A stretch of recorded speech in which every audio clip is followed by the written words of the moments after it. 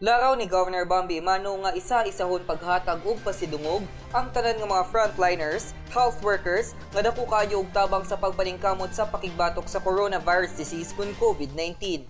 Atol sa ika-42 nga virtual nga pagpakayab sa nasudnong bandila niadtong adlaw nga Lunes, Pebrero 8 ning tuig, gipaabot ni Governor Bambi Mano ang iyang dakong pagpasalamat sa mga hospital workers sa 8 ka mga Misamis Oriental Provincial Hospitals.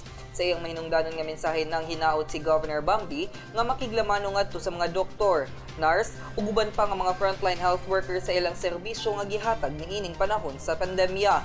Dugang paniini nga siya isip amahan sa lalawigan naglantaw nga mapasidunggan ang mga hospital workers, isip mga bayani ug paghatag dungog sa ilang pagpaningkamot nga maprotektahan ang kalawasan sa katawhan.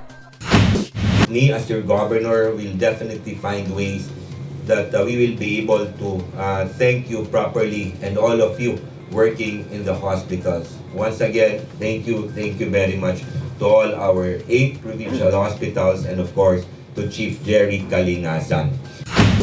Gumika nakita gihapon ni Governor Bambi nga anaa pa sa subidahon nga dalan ang pagpakigbatok sa makapatay nga virus, gihangyo niini si Dr. Jerry Kalingasan kinsa maoy chief sa Provincial IATF for COVID-19 nga dili hunungon ang pagprotektar sa katawhan pinagi sa padayon nga panghimang og pagbuhat sa mga lakang nga makatabang sa kampanya batok sa COVID-19. Sugod pa sa sinugdanan nakita na sa katawhan sa lalawigan ang mga pagpaningkamot ni Governor Bambi nga anaa kanunay nagpaluyo ug naghatag sa iyang suporta ngadto sa Provincial IATF aron mapakgang ang pagkuyanap sa maong virus.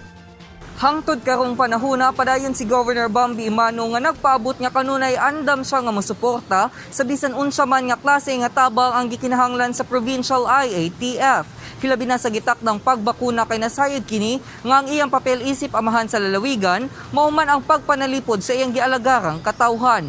Ako si Lambo Raymark Simanya alang sa limpyog mataro nga panggobyerno padayon Pilipino.